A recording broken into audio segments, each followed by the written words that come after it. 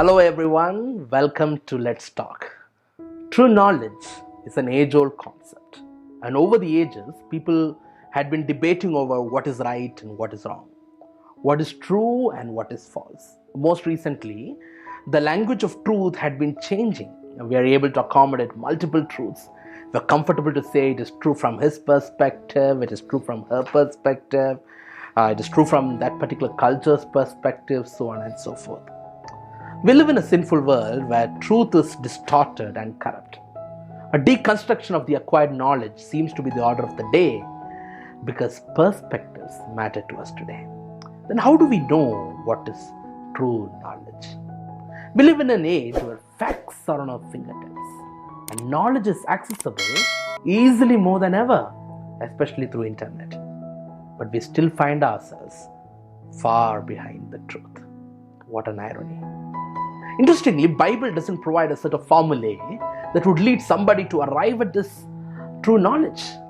At the same time, Bible does not shy away from talking about this idea of truth. Jesus says in the Gospel of John, I am the way, the truth, and the life.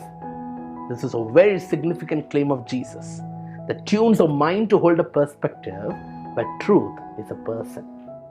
So that means our Christian discourse on the understanding of truth surrounds this person of Jesus Christ. Keeping that perspective in mind, let us engage with the question, what is truth?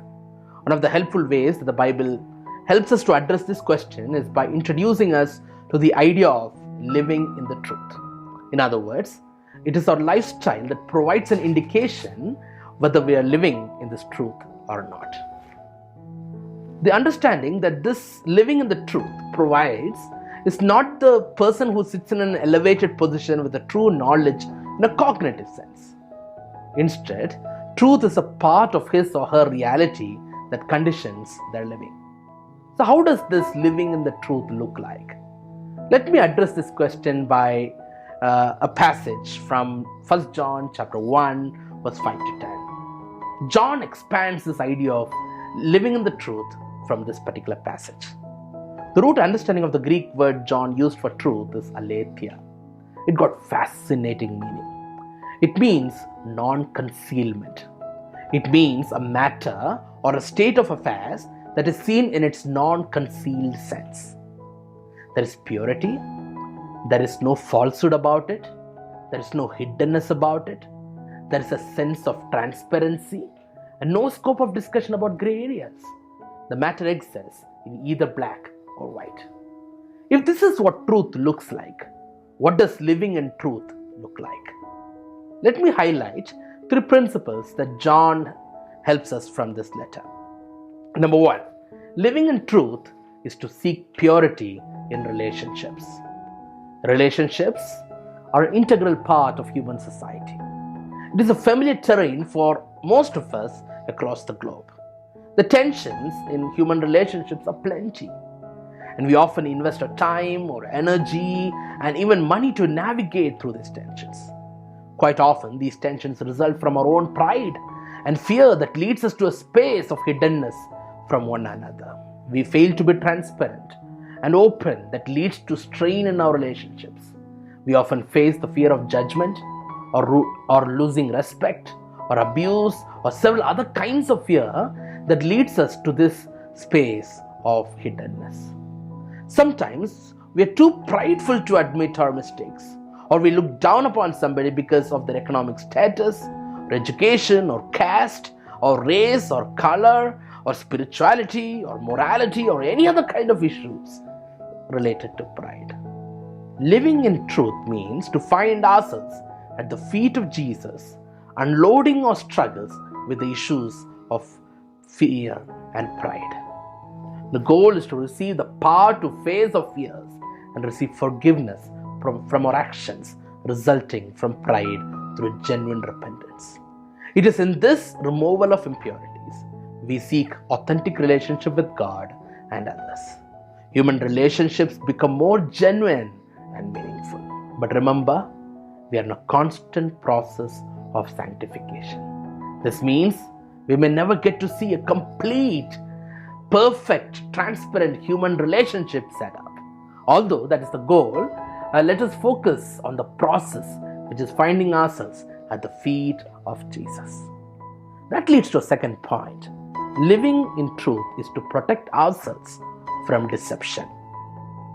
There's a natural tendency to think that we can create a utopian world through the resources that we have at our disposal. The increasingly modern world has empowered us with the power of reason in making us autonomous to choose or create our own destiny. We are informed that the future is in our hands. I'm no way rallying against any human ability or responsibility, but I'm pointing out the biggest dangers that those humanistic visions reflect by throwing God out of the window. By believing that God is an option and we can achieve anything through human efforts is the biggest deception that we can find ourselves in. We find this deception story right from the creation story, where the serpent deceived Adam and Eve towards the promise of God's eye view. The deception continues even today as we like to do things that is right in our sight.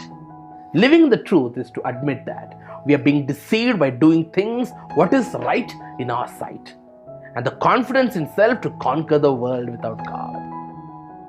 Living in the truth redirects our path to God and cleansing us from our sins by showing us mercy and grace. Living in truth helps us to understand what does it mean to be a human in relation to God. It showcases us our reality and leads us to live humbly before God. In this manner, God protects us from this deception. That leads to a final point. Living in truth helps us to avoid contradictions. While we live in the state of deception, we constantly contradict ourselves. We project our human abilities in a manner that equals with God. We develop this feeling that we don't need God and we can achieve things by ourselves. We live in a world that is a buffet of options to succeed, and God becomes one of such options. Living in truth reveals such contradictions. It will help us to mend our ways and surrendering ourselves at the feet of Jesus in genuine repentance. It makes us admit that we are sinners and we need God. It makes us admit that apart from God, I can do nothing. Living in truth convicts our own foolishness and points out to our contradictions and redirects to God. Let me invite you to this living in truth, where God takes the precedence and cleanses our impurities and sins in drawing us towards Himself. Is there a place better than that? It is a place where purity of relationship exists. It is a place that is protected from all kinds of deceptions. It is a place where one lives being true to oneself. It is not a place to be searched, but it is a place that is offered to us through Jesus Christ. Let us praise God for such an offer and surrender our lives through repentance. Let's look to the Lord in prayer. God, help us to abide in you because you came to us first. I pray for people who are in search of this truth, that they may find rest in you. I pray for people who consider this truth as an option. Help them to repent and come towards you. I pray for people who struggle to live this truth. Provide them the grace that they need. Amen.